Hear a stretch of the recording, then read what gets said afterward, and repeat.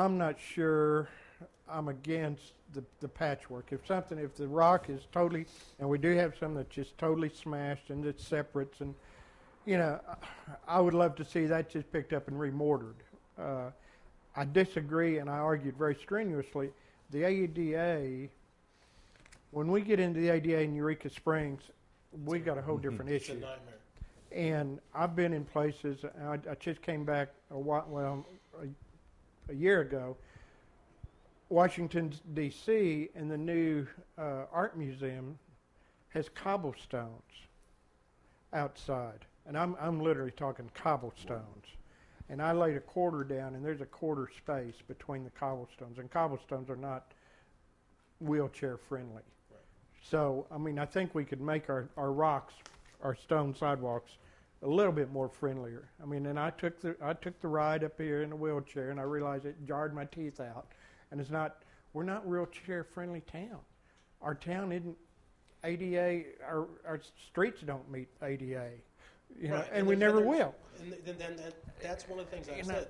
You show intent that you're doing the best that you can. Absolutely, but I would hope that the Historic District Commission would look at these a little bit stronger, and I wouldn't be opposed at all for Mr. Satori to come back with the recommendations, because I know we need this tweaked somehow to help you. Right. And it's the same thing for wheelchair ramps. The thing that drives me crazy is to see an orange piece of metal in between the stone, when I know we can do it with stone. We did it down here at the auditorium. I did it there. I've seen other cities do it. Or, if nothing else, do it out of concrete to make a wheelchair ramp there instead of using metal. But anyway, so, I know we have a problem, and I know you're trying to do the best you can. And the problem we had, and it's the same thing I issued when we were doing the ordinance, is you give a property owner two choices: spend $1,000 on concrete or $1,500 or $2,000 on stone. They're going to go with concrete a lot of the time, not all the time. Right. Some of them value the historic value, but if it comes out of the pocketbook, a lot of times they're going to go the cheap route. And we need to, HDC, hopefully, with your help, look at those things and see where we are. So, Ms. Balance. I've seen Mr. Satori want to make a few comments, so I will defer to him.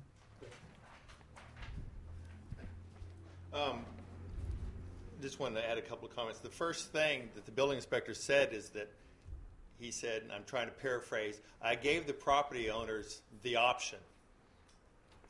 They don't have the option.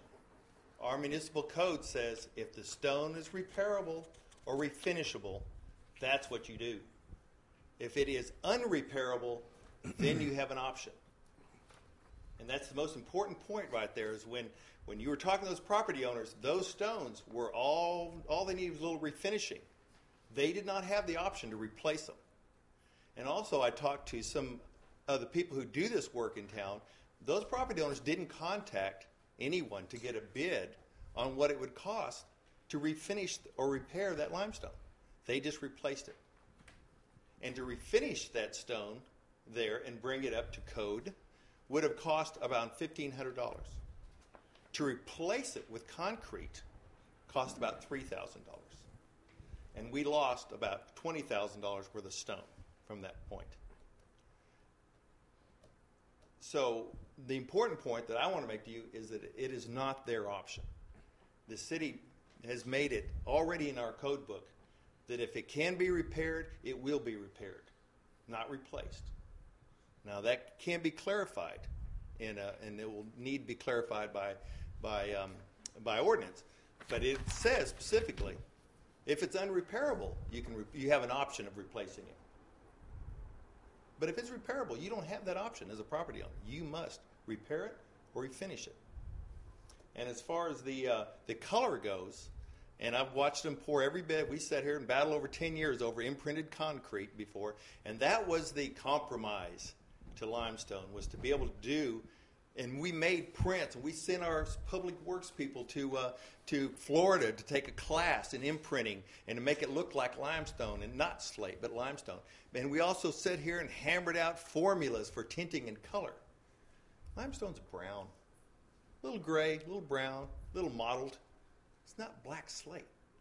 And the idea is we didn't want that patchwork look. We're going to have it anyway, but the idea was to get away from exposed aggregate. We spent months arguing over exposed aggregate. But what needs to be improved for the HDC is their color choice, not slate gray. It's not all gray. It's mostly brown when you start looking at stone. So that needs to be corrected, and it also needs to be understood by our building inspector that the property owners do not have the option of replacing limestone that only needs to be refinished or repaired. Thank you. Mr. Pownall. Well, since I was on planning whenever this first hit after the ordinance was written by HDC, and then we sent it on after we worked on it the best we could, and then we got chastised for taking so long after it said in council, as Mr. Berry so eloquently said, for so much longer.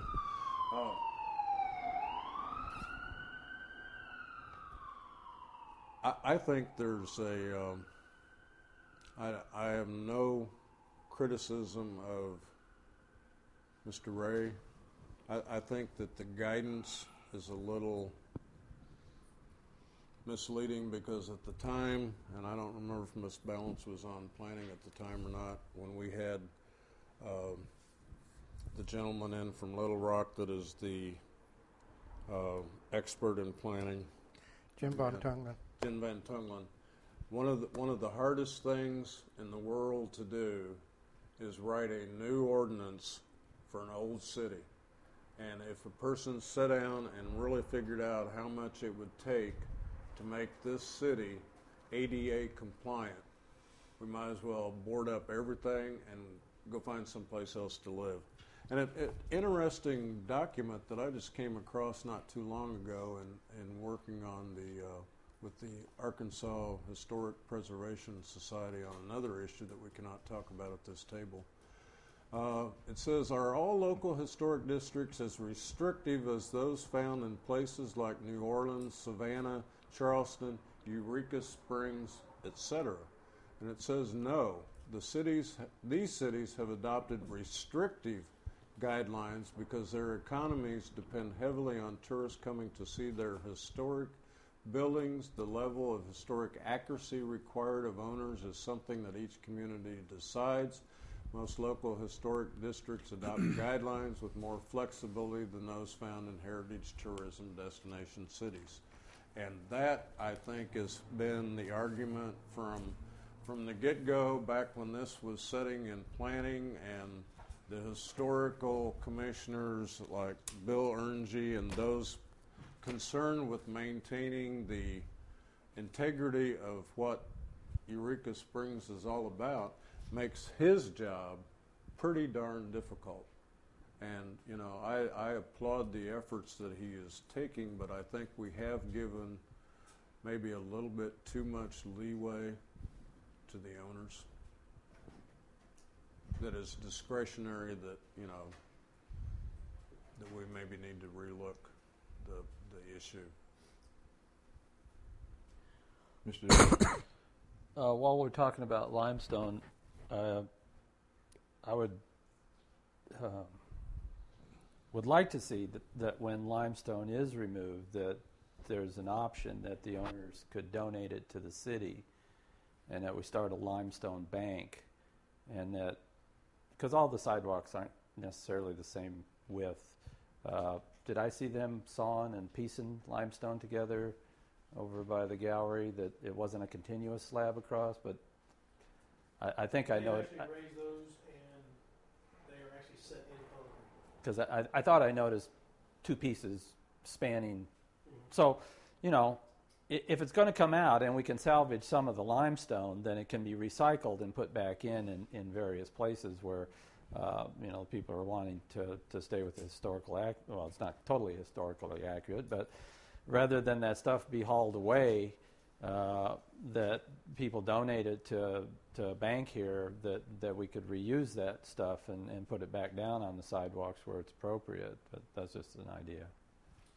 That was actually brought up, especially like where the curb cuts are going. We had told the people that the owners where these curb cuts were going, that if they wanted the limestone, they could have it. I they could, if they had a truck there, we'd load it up for them, whatever. But if they didn't have that type of deal, that we would haul it out to Public Works, and it would be held at Public Works if they wanted it. Great. So encourage more property owners when, you know. I've had a few people that actually told me they want to be reimbursed for the rock.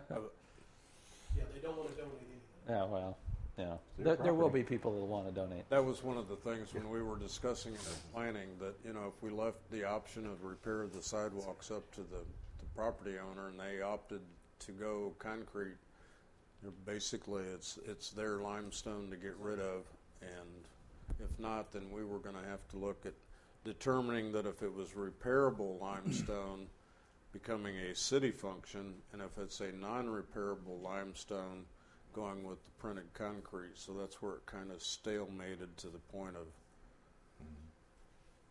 feasibility. Any other discussion?